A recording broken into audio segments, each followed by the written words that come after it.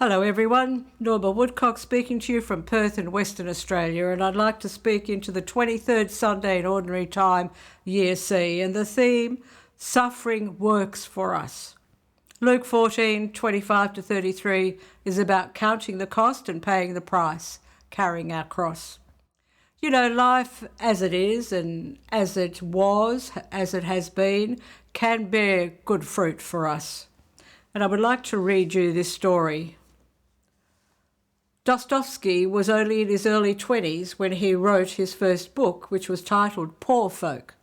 It proved a big success. He became famous overnight. The adulation might easily have gone to his head, but for the fact that soon afterwards he fell foul of the authorities. Wrongly accused of being an anarchist, he was arrested and, together with some others, was sentenced to death. However, the sentence was commuted to imprisonment, and he and his comrades were packed off to Siberia. Dostoevsky spent 4 bleak years there. 10 years went by before he got back to writing. Instead of embittering and destroying him, the experience greatly enriched him. He now had 10 years of suffering to draw on, something which gave him great strength and great authority.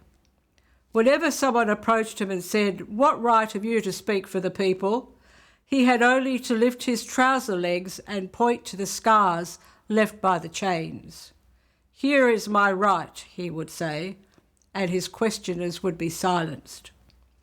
To his friends who expressed dismay at all the suffering he had endured, he said, "Prison saved me. Because of prison, I became a completely new person. Siberia and imprisonment became a great joy for me. Only there was I able to lead a pure and happy life. It was there that I came to see myself clearly, and there that I learned to understand Christ. It was a good school. It strengthened my faith and awakened my love for those who bear their suffering with patience. It also strengthened my love for Russia and opened my eyes to the great qualities of the Russian people." What a hero. My goodness, when you read that story and what he suffered and the scars the chains had left on his legs, etc. But I want to say to you that your suffering and my suffering also has purpose and meaning. I can remember a psychologist saying to me one day, if we can get people to the place where they can believe that their suffering has purpose and meaning, they get well again. If we can't, they don't get well again. And so I guess, my journey has been a journey of allowing the suffering I have been through to give me empathy for people. I do understand people. I do understand what they've been through, and I do want to help them with the same graces that God has given me. I want to bring them to Him, and so explain to them the many graces that can be available for them to be restored and experience Christ's love and resurrection life. So I guess whatever your suffering may be, let this be a turning point today. Everybody has suffered in their own way, whether it's little children, whether it's school, whether in young adults, whether in marriage, whether in divorce, whether in illness. Suffering comes to all of us in some form or the other. We can get better or we can get bitter. So I guess the moral of this story is this.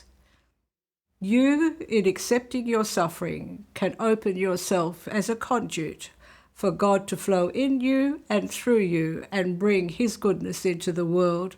And that is a destiny and that is a purpose worth having. I honestly believe, even though I would never want to go through it again, that my suffering has enabled me to help many people.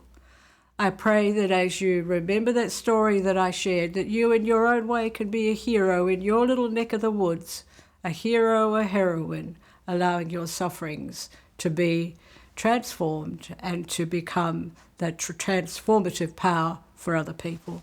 God bless you. Thanks for listening. Hope you have a great week. I look forward to meeting you again next week.